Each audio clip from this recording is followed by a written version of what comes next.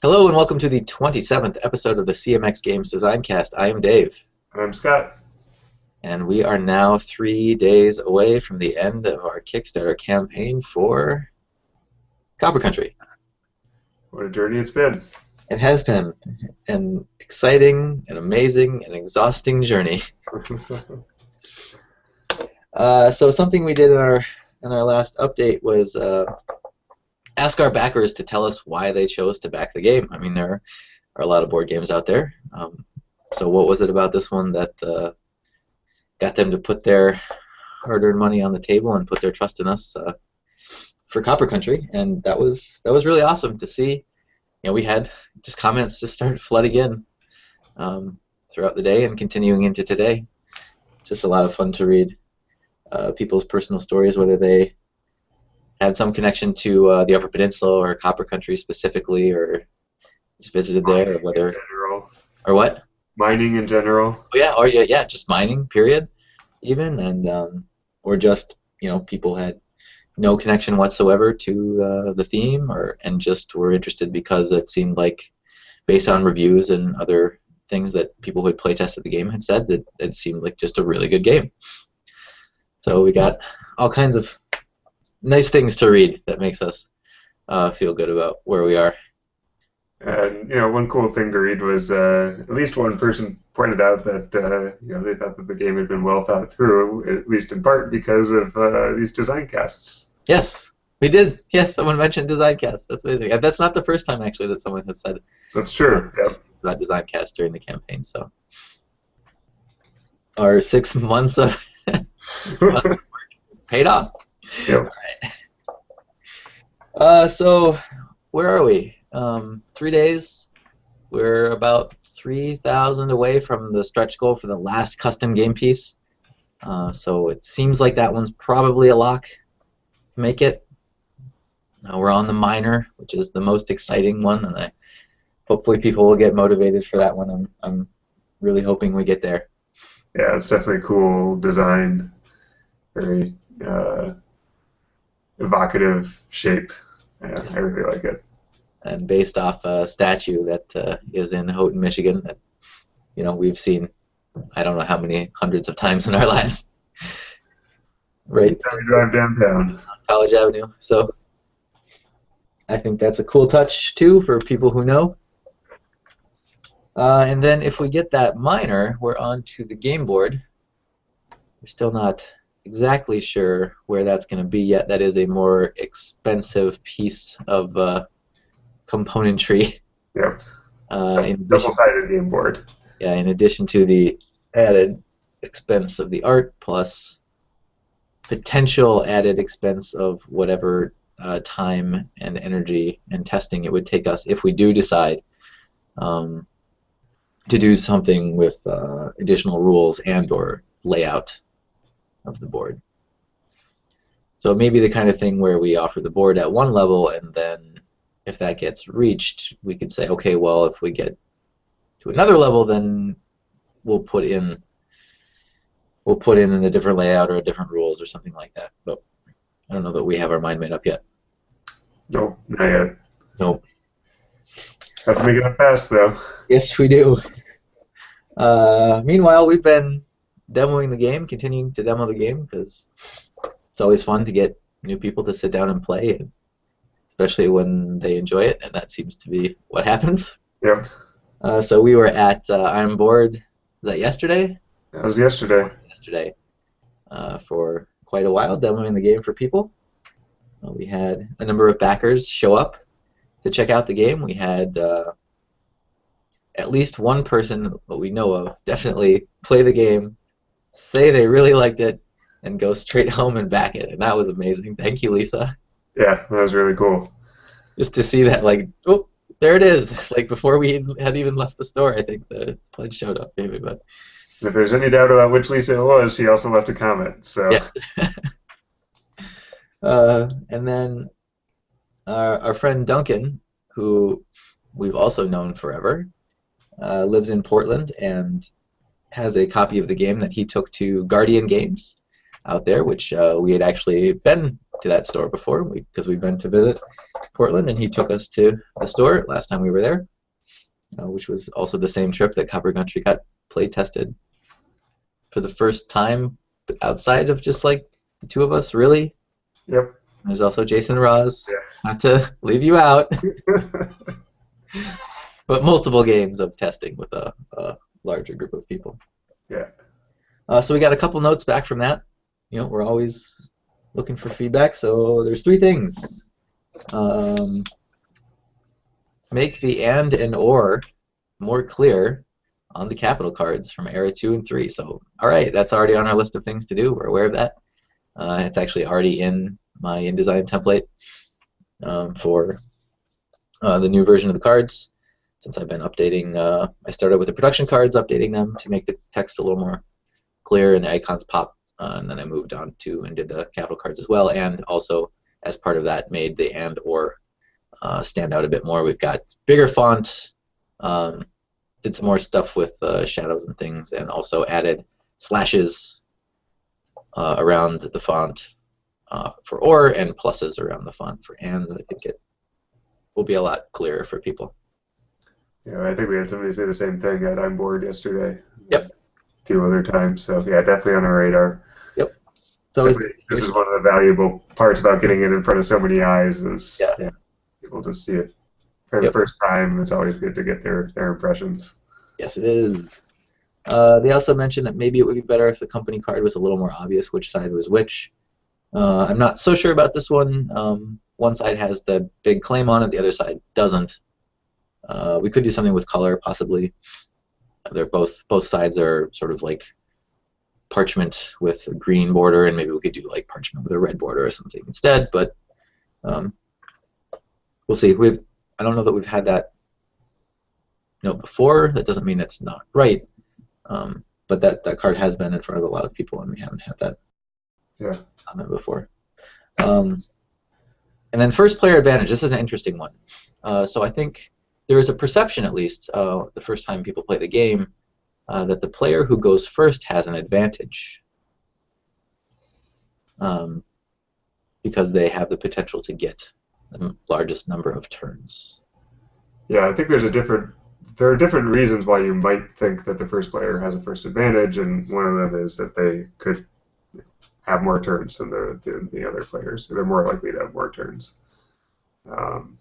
There are some other reasons, like they get to potentially have first crack at mine sites when the turn comes around. It's not quite as concrete, though. Yeah. But we've found through playing the game 8 million times that this is entirely not the case that the first player has an advantage in the game. So what we do when we play is whoever won the last game goes second. We play a lot of 2-player games, so goes last. And we both had long winning streaks. Yes, some very long ones. Basically the second player keeps winning, and we've also had periods of time where we're flipping back and forth. We haven't kept hard statistics on it, but the person in that goes first is by no means. It doesn't seem like they have a huge advantage. I mean, I'm bored on Saturday or second game. The third player won. Mm-hmm. Out of 4. I think that was the third. First game, I went first and didn't win. Yeah. I actually came in last place in that game. That's embarrassing. But one of the things I do when Scott and I are testing the game with some people, when Scott and I were both playing in that first game, one of the things I might do is, instead of playing the game with any hope of winning, I have 2 goals. 1, prevent Scott from winning.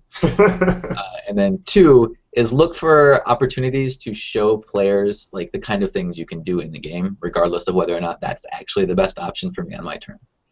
So I might, work here and show you how I can use this to place Porok to hurt, this person's production on the next turn, when, that, to me, that is not the optimal move. Yeah. situation, but I'm showing them, okay, this is the kind of thing you can do in the game. I think that first game, the fourth player won. He outspecced me. Yes. Yeah, he got the spec total. So, I mean, that's a tiny sample size, but just from yesterday, third player and fourth player won 2 4-player games. So one of the main reasons is just that we don't think it's a huge deal is well, there's a couple reasons. I mean, the length of the game, there's 33 Porok that you're placing on the map. So approximately in a 4-player game, 7 to 8 each, 8 plus each, and probably, I don't know, what do you say, 1 a turn maybe on average? Yeah, roughly on average, yeah, probably on average, yeah. Maybe a little less. And so the game is about having efficient turns and not how many you have really. That's really what the strategy is all about. And then at the end of the game, as the game winds down, that those Porok are the countdown towards the end of the game. So players essentially have the ability to try to make sure that if they don't think that if there's 2 Porok left, they don't think they're going to get another turn. It's in their best interest to try to use the options on the production cards to place those Porok and end the game on their turn. Yeah. So you sort of have some control over the clock there. Yeah. And then the other one actually is that the first player can, like, their moves can often benefit players aside from them. So, for example, they're going to be the one that's responsible for surveying the first spots. They're going to be the ones that have to commit to buildings first, and so on and so forth. And that will often give other players an advantage, like first player surveys something and doesn't produce copper there. Well, then the second player, the third player, and potentially the fourth player, have the option to go and benefit from that. Yep. So those are sort of the 3 things that I have sort of in my back pocket to sort of explain what we're seeing with no first player advantage. I think the committing is a big deal, not just buildings, but miners on payroll turns. Yeah, that's true too. The later you go in that cycle, the more likely you are to be able to give yourself access to a part of the map where no one else will have access. The first player has to hire someone. Every other player knows where that person has hired and can act accordingly. If you're last in that cycle, you get to pick. Do you want to be on top of other people? Do you want to be off on your own? The first player does not have that option. So it definitely is something that is the first player position can pervade through a good chunk of the game. Usually it breaks up towards the end because people are losing miners from the board, and then they're sort of going through their payroll cycle at different rates as well.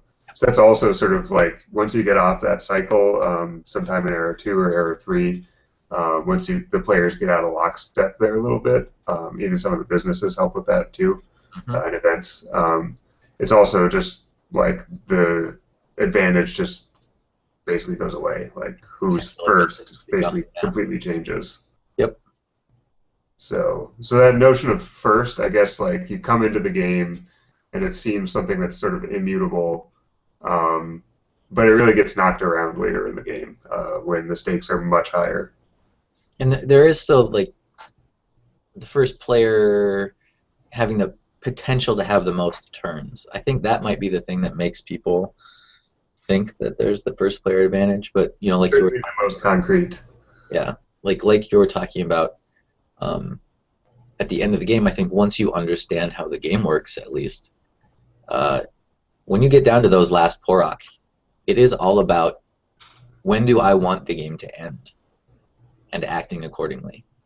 Am I going to be extremely picky? Do I want to prevent this player from having another turn? Like those are very different tacks to take.